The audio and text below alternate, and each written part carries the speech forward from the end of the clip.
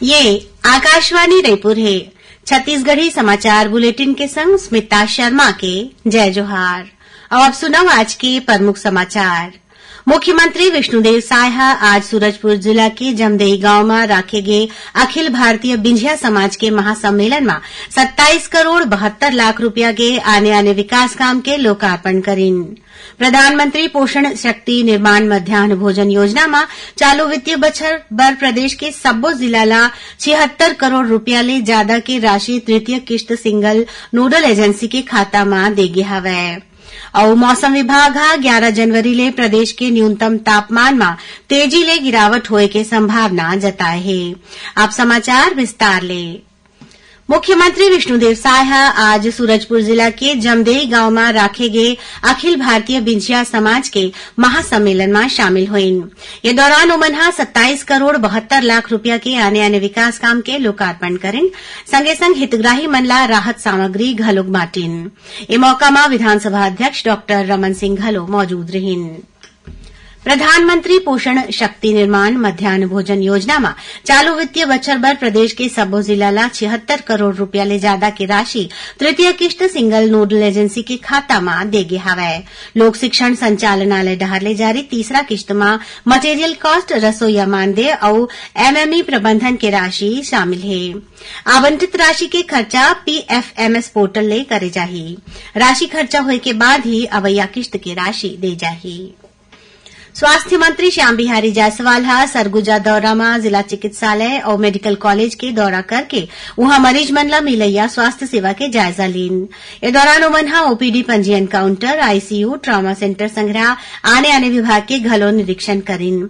Shri Jaiswal medical college के विद्यार्थी मन ले भेंट करीन और उनकर पढ़ाई के विषय में गोठ बात करीन।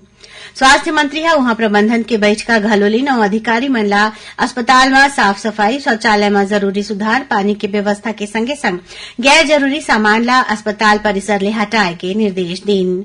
उमन ड्रोन के माध्यम ले दवाई की आपूर्ति के पायलट प्रोजेक्ट बर सरगुजा के चयन मर प्रधानमंत्री नरेंद्र मोदी के आभार व्यक्त करीन। उमन डॉक्टर और नर्स मन ले कहिन कि अस्पताल अवैया मरीज मन ले बने व्यवहार राखे जाए।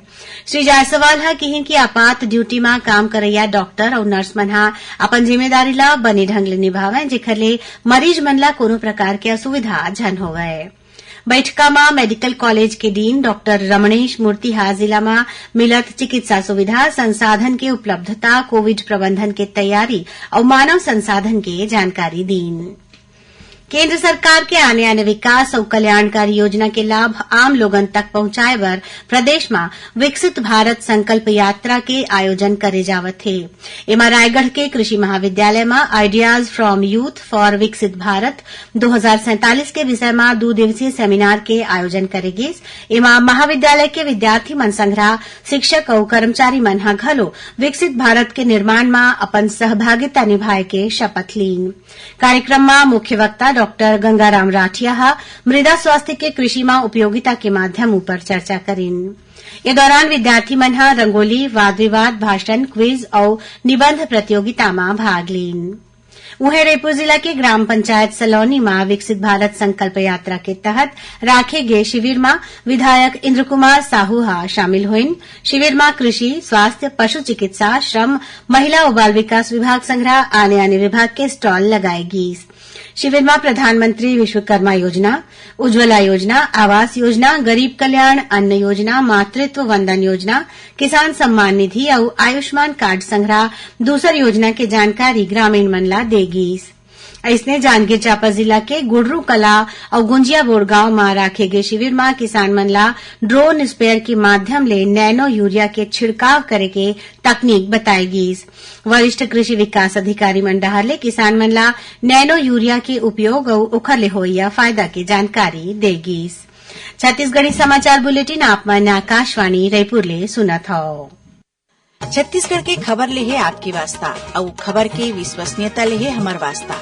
आकाशवाणी समाचार रायपुर के प्रादेशिक समाचार बुलेटिन के संगे संग हमार समसामयिक कार्यक्रम आप रेडियो के संग अपन मोबाइल में घलो सुन सकत हो।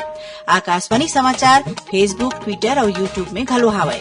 हमार फेसबुक पेज हरे Chhattisgarh news on AIR, Twitter handle CGAIR news और हमार यूट्यूब चैनल हरे छत्तीसगढ़ AIR न्यूज। तो अब रेडियो के संगे संग आपके मोबाइल के माध्यम ले हम आप तक पहुंचत हन। छत्तीसगढ़ के हर खबर बर सुनत रहो आकाशवाणी समाचार। अब आगू बढ़बो बाचे समाचार कोती। राष्ट्रीय सांख्यिकी कार्यालय के क्षेत्रीय कार्यालय रायपुर डहरले आज राजधानी के सिविल लाइन्स के सर्किट हाउस में राउंड टेबल कॉन्फ्रेंस के आयोजन करेगीस। कार्यक्रम की अध्यक्षता राष्ट्रीय सांख्यिकी कार्यालय के उप महानिदेशक रोशनलाल साहूहा करिन। ए मौका में श्री साहूहा कहिन कि सांख्यिकी संग्रहण अधिनियम 2008 और ओकर अंतर्गत बनाए गए नियम 2011 के अनुसार राष्ट्रीय सांख्यिकी डहरले हर बछर वार्षिक उद्योग सर्वेक्षण चलाए जाते। एवं औद्योगिक इकाई के संदर्भ अवधि में पूंजी, टर्नओवर, मूल्यवर्धन, ईंधन और कच्चा माल के संग इनपुट आउटपुट ले जुड़े जरूरी आंकड़ा इकट्ठा करे जाते। एकर अलावा रोजगार, कार्य दिवस के संख्या और सामाजिक सुरक्षा लाभ ले जुड़े आंकड़ा घलो सकेले जाते। ओमन बताइन कि प्राप्त आंकड़ा के उपयोग राष्ट्रीय आय के अनुमान और सकल घरेलू उत्पाद के आकलन बर करे जाते। श्री साहूहा कॉन्फ्रेंस में मौजूद औद्योगिक इकाई के प्रतिनिधि मंडले सबो जानकारी ला भर के वेब पोर्टल में डाले के आह्वान करीन। भारतीय प्रशासनिक सेवा के अधिकारी बसवराजू एसला मुख्यमंत्री विष्णुदेव साय के सचिव नियुक्त करेगे है। बसवराजू ला खाद्य नागरिक आपूर्ति और उपभोक्ता संरक्षण विभाग तथा नगरीय प्रशासन और विकास विभाग के अतिरिक्त प्रभार घलो सौंपेगे हवै। उमनहा 2007 बैच के अधिकारी हैं। उमनला बछर 2018 में रायपुर जिला के कलेक्टर घलो बनाए गए रहीस। अब पेश है मौसम के हाल। अवैया 24 घंटा के दौरान कबीरधाम और ओखरले लगे जिला में एक दो जगह में हल्का वर्षा होए के संभावना है। मौसम विभाग के अनुसार एक ठन चक्रीय चक्रवाती घेरा हरियाणा और ओखर तीर तखार में बने हैं। एकर असर ले प्रदेश के कुछ एक जगह में वर्षा हो सकत है। मौसम विभाग के परनदिन 11 जनवरी ले प्रदेश के न्यूनतम तापमान में तेजी ले गिरावट होए के संभावना जताए है। अब थोरकुन समाचार सार में राजधानी रायपुर में काली राज्य मंत्रिमंडल की बैठका होही, जेमा कतकुन बड़े फैसला होए के संभावना है।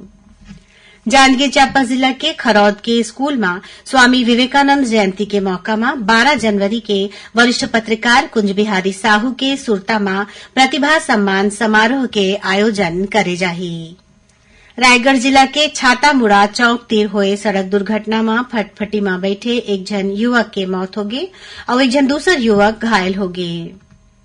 दुर्ग जिला में नंदिनी रद्दा तीर आज बिहनिया एक ठन ट्रेलर हा सड़क ले लगे बाउंड्री वॉल ले टकरा गिस।